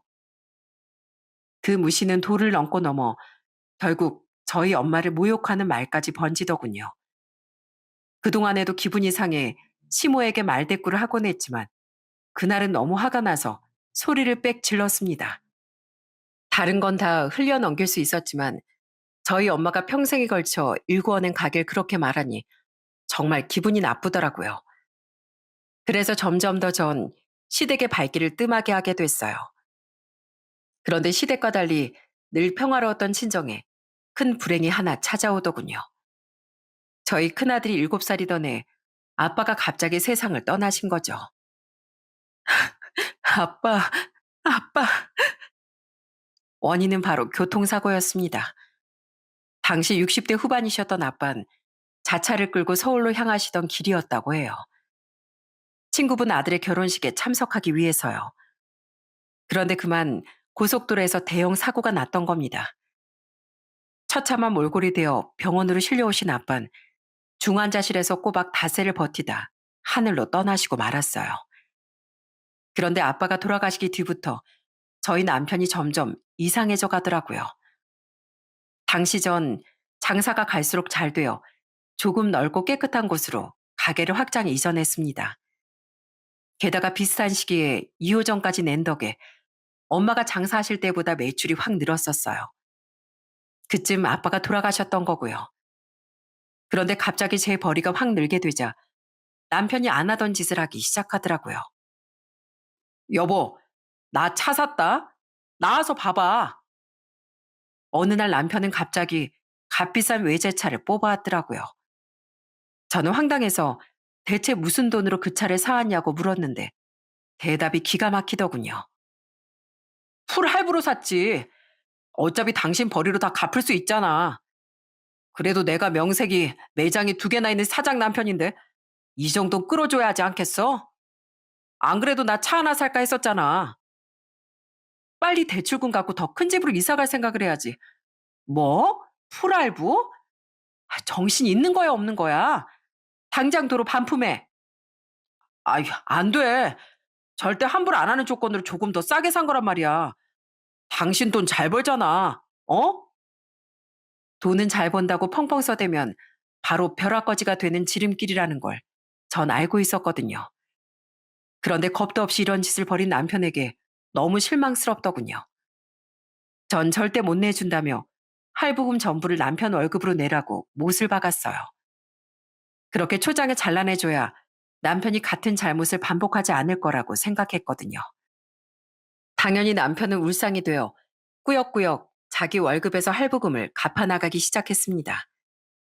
그때까지 우린 돈을 같이 관리했었는데 제가 큰일 날까봐 그때부터 돈도 각자 관리하자고 말했었으니까요. 그런데도 남편은 정신을 못 차리고 제게 자꾸 뭔가를 사달라고 조르기 시작했어요. 여보, 나도 그 알사 시계 하나 갖고 싶어. 이거, 나 이거 생일 선물 하나만 사줘. 어? 히, 1,600만 원? 지금 제정신이야? 여기 시계는 남자 로망이란 말이야. 우리 회사의 내 부하 직원 놈도 얼마 전에 큰맘 먹고 여기 시계 질렀다고 막 자랑하더라. 근데 명색이 난 걔보다 직급도 높고 돈 잘 버는 마누라까지 뒀는데 내가 걔한테 지면 안 되잖아. 지기는 뭘 져? 무슨 게임해? 당신 진짜 왜 그래? 우리 상식적으로 좀 살자. 상식적으로. 명품 사달라. 폼 좀 작게 200만 원이 넘는 만년필을 사달라. 산지 그리 오래되지도 않은 TV를 영화를 실감나게 볼 수 있도록 100인치짜리로 바꾸자 등등. 진짜 남편은 장난감 가게 데려간 5살 아이처럼 절 못 살게 굴었습니다. 물론 저도 남편 생일 같은 날엔 너무 비싼 건 아니어도 좋은 선물을 한 번씩은 해줬었는데 남편은 전혀 성에 차지 않아 했어요. 남편은 제게 점점 불만까지 갖기 시작하더라고요. 남편과 제 사이는 그렇게 서서히 멀어져 갔고 심지어 남편은 저희 친정엄마에게도 대면대면해졌습니다. 그러다 저희 아빠가 돌아가신 지 4년 뒤엔 아주 대형 사고를 쳐버리더라고요. 당신 진짜 정신 나갔어? 미안해 여보. 난 그냥 요즘 너도 나도 다 주식으로 성공한다길래 나도 당연히 잘 될 줄 알고 몇 배로 불려서 나도 당신 보란 듯이 성공해 보이려고 했는데 뜻대로 잘 안 됐어. 우리에겐 목돈이 들어가 있는 공동명의 예금 통장이 2개 있었는데요. 남편은 저 몰래 제 도장을 가지고 그중 하나를 해지해 약 3천만 원이란 돈을 주식으로 날렸더라고요. 제 벌이를 보고 눈만 높아져서 자기가 직접 돈을 벌어 펑펑 쓰고 살고 싶었던 거죠. 정말 뒷골이 당겨 당장 뒤로 넘어갈 것 같더군요. 남편은 그런 제 앞에 무릎을 꿇고 싹싹 빌었어요. 그동안 쌓인 실망이 많았기에 전 진지하게 이혼을 고민했습니다. 그런데 어느 날 친구가 오랜만에 전화가 와서 이런 말을 하더라고요. 나 요즘 이혼을 너무 서두른 게 아닌가 싶어. 우리 딸이 어린이집에서 따돌림을 당했대. 7살짜리들이 뭘 안다고. 글쎄 우리한테 아빠 없는 애라고 그렇게 놀렸다는 거야. 물론 그 인간하고 갈라서는 건 옳은 선택이라고 생각하지만 그래도 애가 좀 클 때까지 기다렸어야 했나 싶기도 해. 그 친구는 2년 전 성격 차이로 이혼한 친구였는데요. 그런 친구의 말을 들으니 저도 괜히 아직 11살, 10살이었던 아이들이 걱정되더라고요. 그래서 결국 전 2번 다시 어떤 일이든 멋대로 버리지 않겠다는 각서를 확실히 받았습니다. 만약 약속을 어길 시 아이들 양육권을 넘기고 양육비까지 일시불로 지불하며 이혼하겠다는 내용까지 더해서요. 그리고 그 각서가 그냥 종이 쪼가리가 되지 않도록 확실하게 공증까지 받아뒀죠. 그리고 하나 남은 공동명의 예금은 바로 제 명의로 신설했고요. 다행이었던 건 당시 집 대출금도 다 갚은 상태였고 제가 개인적으로 모아둔 돈이 꽤 됐었다는 겁니다. 만약 그게 우리 전 재산의 절반이었다면 저도 남편을 더 용서하기 힘들었을 거예요. 하지만 남편과 결혼 생활은 그 뒤에도 계속 순탄치 않았어요. 그로부터 한 9달 뒤쯤 남편은 실직을 했어요. 처음 회사를 그만뒀다는 말을 듣고 정말 기가 찼거든요. 그래서 상의도 없이 일을 그만둔 건 각서 위반이나 마찬가지라고 말을 했더니 그제야 기어 들어가는 목소리로 이러는 겁니다. 사실 그만둔 게 아니고 잘린 거야. 멋대로 일을 벌인 게 아니야. 진짜야. 뭐? 잘려? 왜? 알아보면 다 알아볼 수 있으니까 쓸데없이 거짓말할 생각 하지 마. 그렇게 들어본 이유라는 게 정말 기가 막히더군요. 그동안 남편은 회사에서 부하 직원들에게 그렇게 갑질을 했다고 합니다. 위로는 올라가고 싶은데 능력은 부족하고 자기 대신 아래 직원들이 하나둘 치고 올라오니 이 인간이 히스테리를 부렸던 거죠.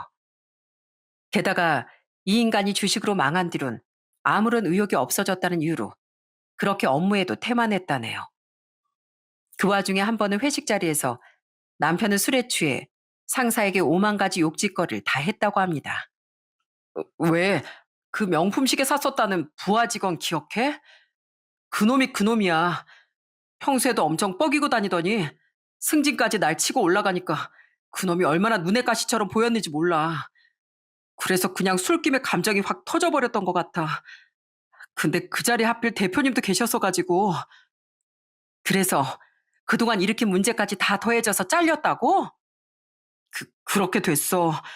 그래도 나올 때 기 안 주고 큰소리 뻥뻥 치면서 나왔어. 우리 마누라 돈 잘 버는데 내가 이까짓 회사가 뭐가 아쉽겠냐고 말이야. 나쁜 놈들. 난 진짜 그깟 회사 하나도 안 아쉬워. 나한텐 당신이 있잖아. 그걸 말이라고 하냐? 이 한심한 인간아? 제발 철 좀 들어, 철 좀. 당신 지금 45이야. 다들 먹고 살기만도 힘든 마당에 왜 갑질을 해? 돈을 까먹었으면 더 노력해서 열심히 벌 생각을 해야지. 왜 일을 대충대충 하냐고. 상사된 후배 눈의 가시처럼 여기기 전에 당신이 더 노력할 생각을 했어야지, 화상아. 당신 나만 믿고 일 다시 안 구하기만 해봐. 나 절대 못 참아. 남편은 슬쩍 제 눈치를 보며 그냥 주부로 살면 안 되겠냐고 물었는데요. 어림도 없는 소리였습니다. 남편은 맞벌이임에도 평소에 집안일엔 무관심한 사람이었거든요. 게다가 뭘 시켜도 엉성하게 해놓은 것이 정말 할 마음이 없는 게 보였는데 그런 사람이 주부요? 그냥 먹고 놀겠다는 심보가 훤히 보였죠. 결국 그 뒤 남편은 구직을 시작했습니다. 하지만 나이가 있어서 애초에 면접 보라고 불러주는 곳도 별로 없었죠. 그래서 가게에라도 나와 일손을 거들라고 하니 자긴 기름 튀는 게 무섭다고 그건 또 싫다고 하더라고요. 저는 이 인간이 이렇게 은근슬쩍 계속 놀고 먹고 싶어 한다는 생각이 들었습니다. 그 와중에 또 시모는 제게 이런 말을 하곤 했어요. 너 우리 아들 백수 됐다고 무시했다간 봐라. 나 절대 가만히 안 있어. 그동안 애가 얼마나 힘들게 일했는데 좀 쉴 수도 있는 거지. 너 돈 잘 번다며? 그러니까 우리 아들은 그냥 좀 쉬게 내버려 둬. 언젠 시장에서 기름 묻히고 장사한다고 무시하시더니 이젠 그 돈으로 어머님 아들을 먹여 살리라고요? 언젠 제가 창피하시다면서요? 너 지금 나랑 말장난하니? 튀김 장사하는 며느리를 그럼 내가 자랑스러워해야 되니? 그건 그거고 우리 아들 일은 우리 아들 일이지. 애들 아빠가 까먹은 돈이 애들 아빠 1년치 연봉이랑 비슷했어요. 물론 그것보단 좀 못 미쳤지만 어쨌든 그런 큰 돈을 까먹은 거라고요. 적어도 애들 아빠로서 일말의 책임감이라도 있으면 막노동이라도 해서 그 돈을 복구할 생각을 해야지. 맨날 집에서 게임만 하고 있는 게 잘하는 행동이에요? 저는 돈 문제를 떠나서 그런 무책임한 꼴은 계속 못 봐줍니다. 그러니까 저한테 그런 소리 좀 제발 그만하세요. 당시 전 시모와의 사이가 정말 좋지 않은 상태였어요. 그래서 정말 중요한 날 아니면 시댁에 잘 가지도 않았죠. 남편은 자기 엄마 걱정된다며 자주 시댁에 가자고 말했었지만 전 그냥 남편만 보내버렸어요. 그 아들의 그 엄마라고 그동안 시모는 남편처럼 제게 이거 사달라, 저거 사달라 하는 요구를 정말 많이 했었거든요. 제 직업은 그렇게 무시하면서 정말 뻔뻔하지 않나요? 그래도 딱 기본적인 며느리 도리는 하긴 했습니다. 하지만 원래도 시모에게 감정이 좋지 않은 상태였기에 전 시모에게 잘하고 싶은 마음이 계속 사라졌던 거예요. 그 와중에 저런 소리를 들으니 제가 말이 곱게 나갈 리가 있겠습니까? 그 결혼 생활에 대한 제 인내심은 점점 한계에 달하고 있었죠. 그런데 남편이 실직한 지 2달 뒤쯤 그만 제 친정엄마가 쓰러지시고 말았어요.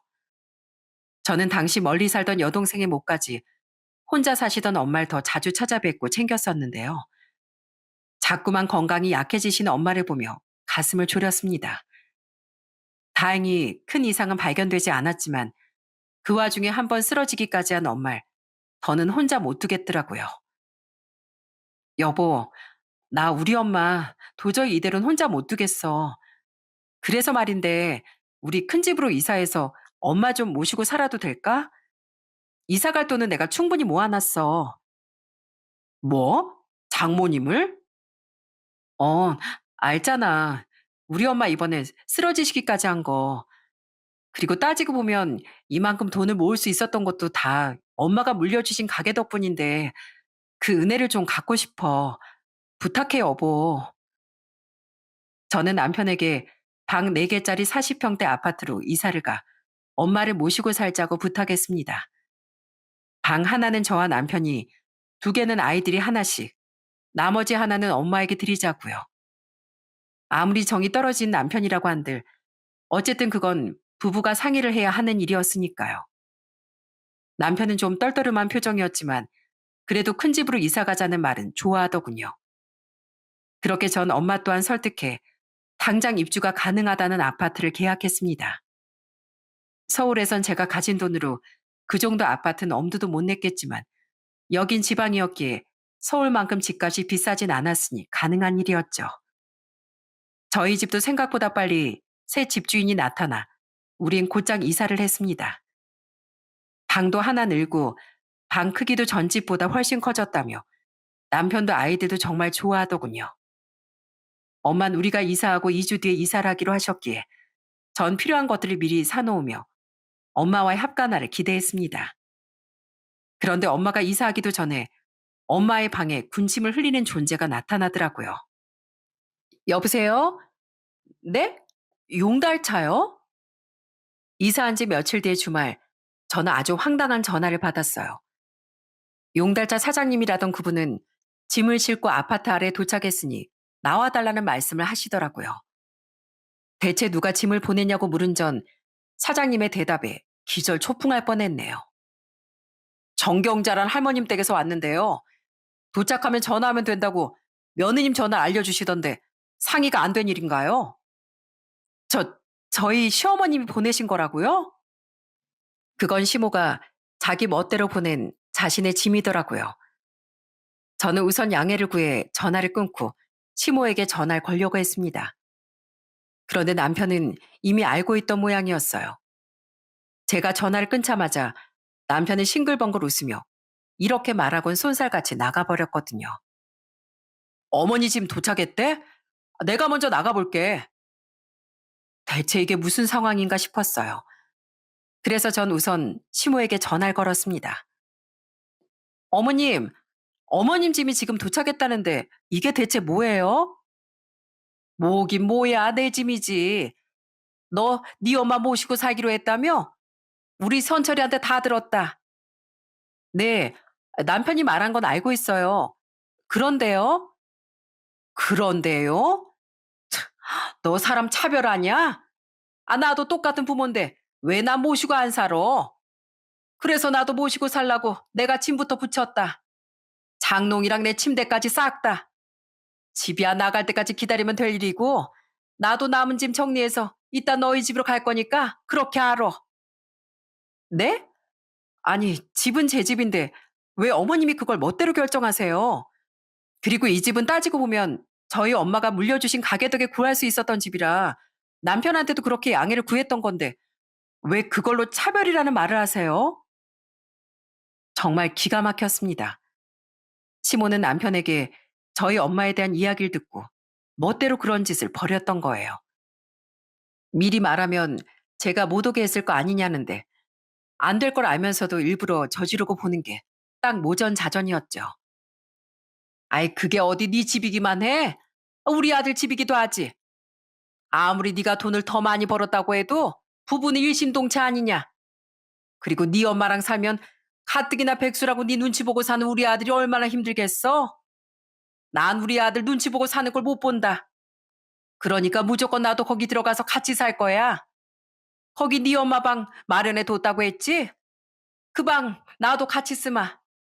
정 불편하면 안 사더니 거실이나 작은 애랑 같이 주무시라고 하든가. 저는 시모가 대뜸 막무가내로 들이닥치려는 이유를 짐작할 수 있었어요. 사실 전 얼마 전 작은 신우에게 전화를 한 통 받았었거든요. 네, 형님, 어쩐 일이세요? 올케, 올케 곧 이사하지? 혹시 우리 엄마가 아무 말 안 해? 자기도 모시고 살라거나 막 그런 말. 아니요. 그동안 절 그렇게 못마땅하게 대하셨는데 어떻게 저한테 그런 말을 하실 수가 있겠어요. 게다가 저희 어차피 저희 엄마 모시고 살기로 해서 어머니까지 모실 상황도 못 되고요. 솔직히 나쁘게 들리시겠지만 제가 호구도 아닌데 저 싫다는 분 모시고 살고 싶지도 않고요. 그럼 다행이고. 아니 엄마가 선철이한테 올케네 어머니 모시고 살게 됐다고 들었다는 거야. 그걸 나랑 언니한테 전화해선 자기도 이젠 자식들이랑 살고 싶다고 하더라. 사실 그동안 자기도 너무 외로웠다고. 이젠 자식이나 언니나 내가 자기를 모시고 살 때가 되지 않았니. 차마 자기도 이건 아닌 것 같았으니까 올케네한테 말 못하고 나랑 언니한테 학가 얘기를 꺼낸 것 같아. 어머, 그래요?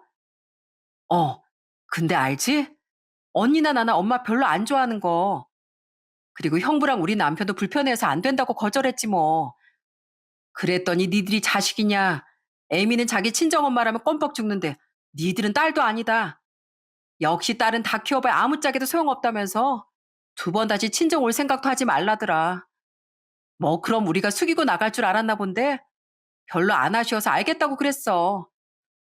그래도 엄마니까 그나마 우리가 친정에 갔던 건데 오지 말라는데 뭐하러 그러나 뭐. 아무튼 그래서 올케네한테도 학가 얘기를 꺼냈나 궁금해서 전화해봤어. 그때만 해도 설마 양심 있지 시모가 자기를 모시고 살라는 얘기를 꺼낼까 싶더라고요. 저희 친정엄마 이야기도 다 들었다고까지 하니까요. 그런데 생각보다 시모는 더 무대뽀였던 거예요. 제가 애초에 안 된다고 할 것 같으니 물어보지도 않고 그렇게 들이닥쳐버릴 줄 누가 알았겠어요? 상황 파괴된 전 차갑게 식은 목소리로 시모에게 확실하게 말했어요. 애초에 저희 엄마 모시려고 이사 온 집인데 왜 엄마를 다른 곳에서 주무시라고 해요?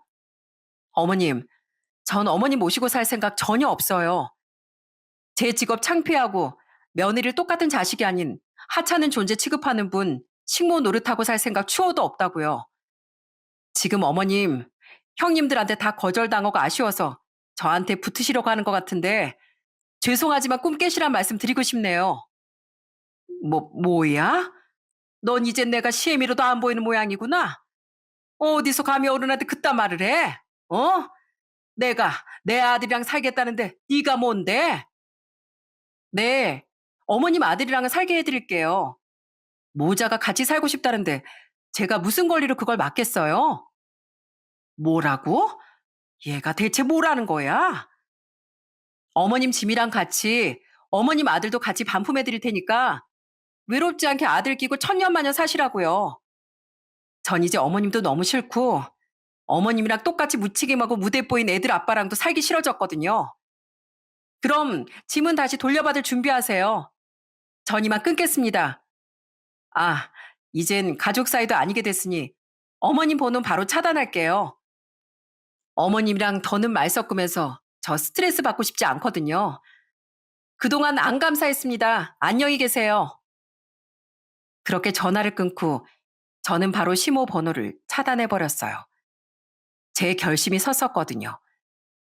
제게 말도 없이 시모를 모시고 살려고 한 남편이란 인간을 이젠 진짜로 버려버려야겠다고 말입니다. 그리고 바로 아래로 내려가 보니 남편이 싱글벙글한 표정으로 사장님과 직원분을 도와 시모의 짐을 내리려고 하고 있더군요. 여보, 어머니랑 통화했어? 했어. 잘 해결됐지? 기왕 이렇게 짐까지 다 도착했는데 어쩌겠어. 그냥 우리 여섯 식구 다 같이 잘 살아보자. 당신 역시 알고 있었지? 나랑 각서 쓴 거 기억 안 나? 멋대로 무슨 일이든 버리지 않겠다고 한 거. 제가 각서 이야기를 꺼내자 남편은 당황했는지 식은땀을 뻘뻘 흘리더군요. 그리고선 변명이라는 걸 늘어놨는데 정말 기도 안 차더라고요. 아니, 이건 경우가 다르지. 이건 내가 아니라 어머니가 멋대로 일을 버리신 거잖아. 어쨌든 당신은 알고 있었다며. 그래도 아이디어는 어머니가 낸 거니까 엄연히 말하면 내가 버린 일은 아니지. 그리고 솔직히 나 큰 집으로 이사하는 건 좋았는데 장모님 모시고 살긴 좀 불편했어. 나 지금 직장도 안 다니는데 괜히 눈치 보일 거 아니야. 그래서 우리 어머니도 같이 사시면 어떨까 싶었어. 우리 어머니도 혼자시고 어머니가 먼저 자기도 같이 살고 싶다고 말하셨단 말이야. 어머니랑도 같이 살면 장모님도 괜히 나한테 뭐라고 못 하실 거 아니야. 그래서 나한테 먼저 말을 못 꺼내겠고 당신 어머니도 모시고 살고 싶어서 둘이 짜고 이런 일을 벌였다 그거지? 짰다기보단 지혜를 쓴 거지. 여보, 당신이랑 사이가 안 좋은 건 알지만 우리 어머니도 부모님이잖아. 나쁜 누나들은 다 어머니 모시길 거절했다는데 나까지 우리 어머니를 안 챙기면 누가 챙기겠어. 우린 부부잖아. 그러니까 이번 한 번만 딱 당신이 양보 좀 해주라. 그럼 내가 앞으로 진짜 잘할게. 어? 저는 그 어이없고 뻔뻔한 남편을 한심하게 쳐다봤습니다. 이놈이 큰 집으론 이사는 가고 싶고 또 친정엄마 모시기 싫어서 잔머리를 썼던 거죠. 저는 고개를 돌려 당황스러워하고 있던 용달자 사장님께 정중히 부탁드렸어요. 사장님, 죄송한데요. 제가 돈은 2배로 드릴 테니까 그냥 이거 다시 돌려보내 주시겠어요? 예? 이걸요? 네, 정말 죄송합니다. 여긴 제 집이고요. 저는 이 짐 제 집에 못 드려요. 이건 여태까지 제가 시어머니라고 생각했던 분 짐인데요. 이젠 제 시어머니도 아닐 것 같아서요. 이 인간 제 남편 자리에서 오늘부로 박탈시켜 버릴 거거든요. 돈은 제가 바로 계좌로 넣어 드릴게요. 여보, 박탈이라니. 저는 바로 사장님께 돈을 입금시키고 시모의 짐을 돌려보냈습니다. 그리곤 옆에서 발을 동동 구르고 있던 남편에게 차게 식은 표정으로 현실을 깨우쳐줬죠. 당신 엄마가 아이디어를 냈든 뭘 했든 당신은 각서를 어긴 거야. 어디서 궤변을 들어나? 정 그렇게 우기고 싶으면 변호사 선임해서 나랑 법정 싸움이라도 해보던가. 뻔뻔하려면 똑똑하기라도 해야지. 진짜 어이가 없어서 원. 알겠어 여보. 내가 효심이 너무 앞서서 실수를 좀 한 것 같아. 우리 어머니 모시는 건 없던 일로 하자. 그럼 되지? 어? 여보, 화 풀어, 제발. 아니, 나 당신 엄마한테 이미 말했어. 모자 사이 갈라놓지 않을 테니까 천년만년 둘이 같이 잘 사시라고. 당신이 자기 어머니한테 효도하고 싶다는데 내가 그걸 무슨 권리로 말리겠어? 난 우리 엄마한테 효도하면서 살 테니까 당신은 어머님 집 가서 혼자 효도하고 살아. 이건 명백한 각서 위반이고 난 당신이랑 이혼할 거야. 여보, 내가 이렇게 빌게. 어? 싫어. 난 당신한테 이미 너무 많은 기회를 줬었어. 그래도 애들 아빠니까. 근데 변하기는커녕 갈수록 나를 호구로만 아는 당신한테 난 오만정 다 떨어졌어. 여긴 내 집이니까 바로 짐 싸서 당신도 나가. 애들도 내가 키우기로 한 거 기억하지? 어차피 애들도 당신보다 날 훨씬 더 좋아해. 그리고 백수로 놀고 먹으면서 무책임한 모습만 보이는 아빠는 차라리 애들 눈앞에도 없는 게 나아. 당신 같은 아빠랑 붙어 살다간 애들도 다 보고 배우게 될 테니까. 여보, 1000번 만번을 애원해봐라. 내 마음이 편하나. 빨리 올라가서 짐 싸. 그리고 이혼서류에 찍을 도장이나 준비해놔. 각서를 어긴 건 자기 자신이고 이미 제 마음은 떠났는데 자기가 뭘 어쩌겠어요? 결국 남편은 짐을 싸서 처량하게 집을 나갈 수밖에 없었죠.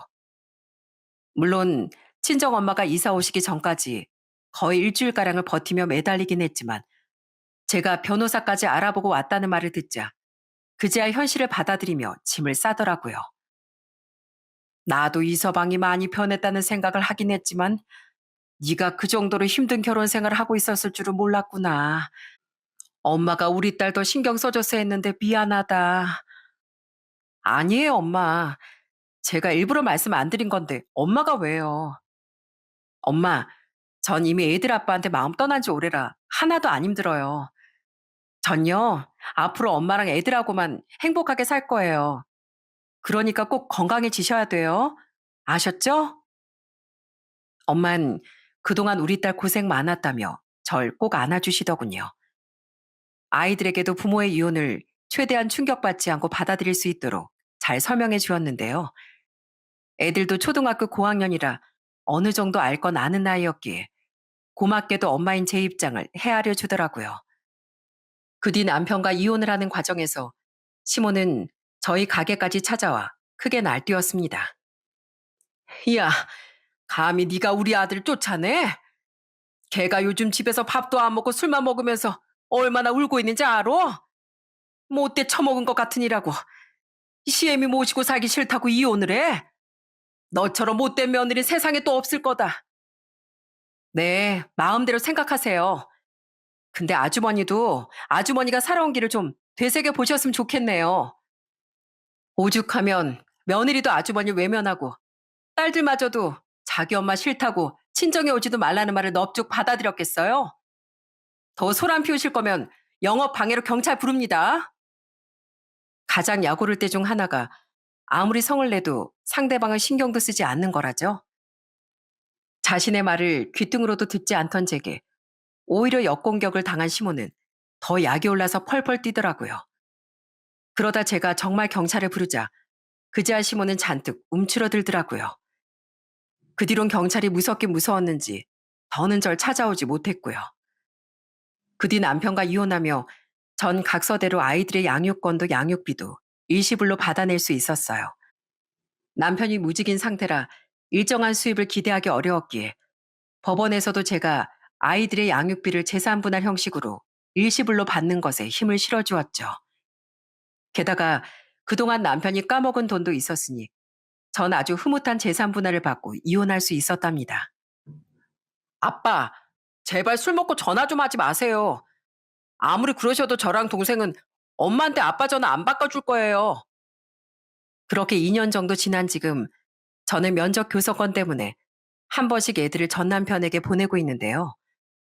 몇 달 전엔 중학교 1학년이 된 큰아들이 방에서 전 남편과 통화하는 소리를 듣게 됐어요. 전화를 끊은 아들에게 물어보니 아들은 황당한 이야기를 털어놓더군요. 사실 아빠가 우리 볼 때마다 엄마한테 아빠랑 같이 살고 싶다고 조르라고 계속 말씀하세요. 우린 지금 엄마랑 외할머니랑만 사는 거 너무 좋은데 엄마가 아빠랑 다투고 속상해 하시는 모습 안 봐도 되니까요. 근데 우리가 싫다고 하니까 요즘엔 자꾸 술에 취해서 우리한테 전화하세요. 엄마가 아빠 전화 안 받으니까 우리한테 전화해서 엄마 좀 바꿔달라고 하시는 거예요. 뭐야? 내 이 인간을 그냥? 그동안 전 애들 관련된 이야긴 문자로만 주고받고 전 남편의 전화는 받지 않았었어요. 처음에 한두 번 받아줬더니 자꾸 후회된다. 제가 그립다는 헛소리를 해대서요. 그랬더니 이 인간이 애들한테 진상을 피우고 있었던 겁니다. 저는 바로 술에 취해 있던 전 남편에게 전화를 걸었어요. 당신 아직도 정신 못 차렸어? 내가 당신이랑 살기 싫다는데 왜 자꾸 우리 애들을 괴롭혀? 애들도 이젠 당신이 너무 싫대. 꼭 애들한테까지 외면을 받아 정신 차리겠니?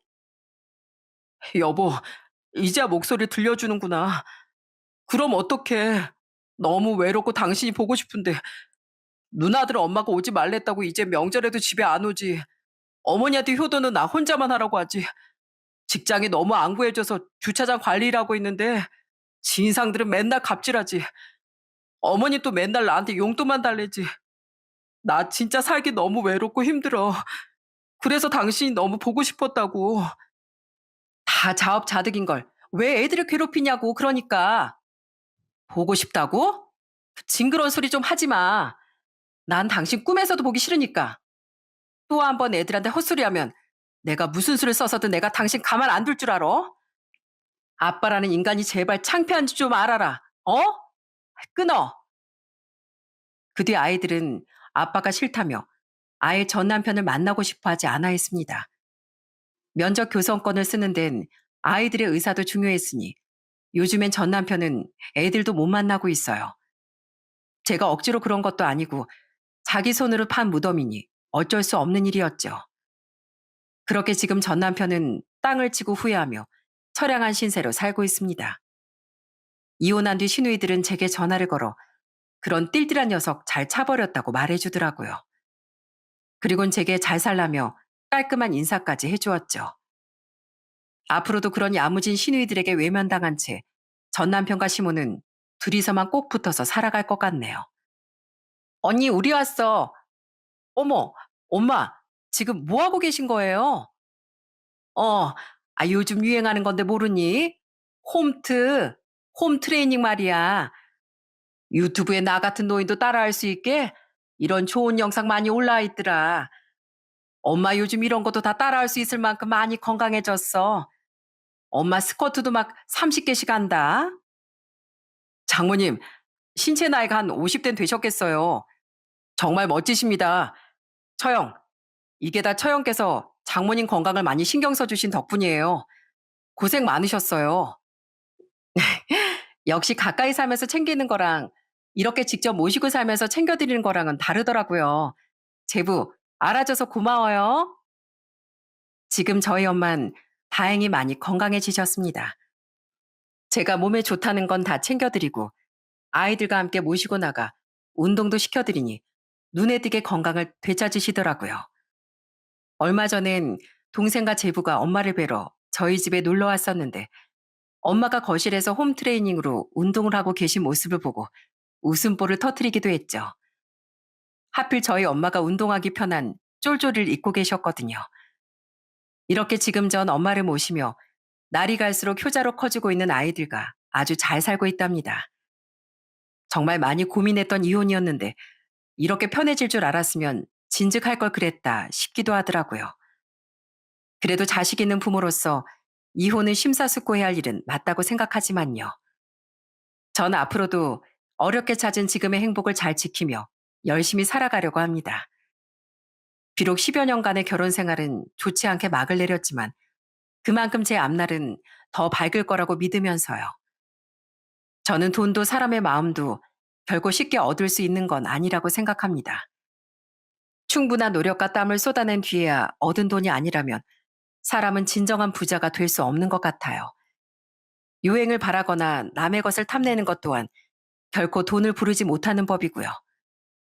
마찬가지로 사람의 마음 또한 나부터가 그 사람에게 진심을 다해야 어렵게 얻을 수 있는 어렵고도 귀중한 존재라고 생각해요. 전 남편과 전 시모는 그 중요하고도 단순한 진리를 몰랐기에 결국 사람도 돈도 아무것도 남지 않게 됐습니다. 그러니 여러분께선 부디 그들과 같은 가오를 범하지 않으시길 바래요. 부디 진심을 품고 바른 시선으로 살아가시길 바랍니다. 사람도 여유도 그렇게 마음을 지킨 분들 곁에 오랫동안 머물게 되니까 말이죠. 그럼 전 이만 여기서 인사드리고 제 사연을 마치겠습니다. 긴 이야기에 귀 기울여 주셔서 감사드립니다.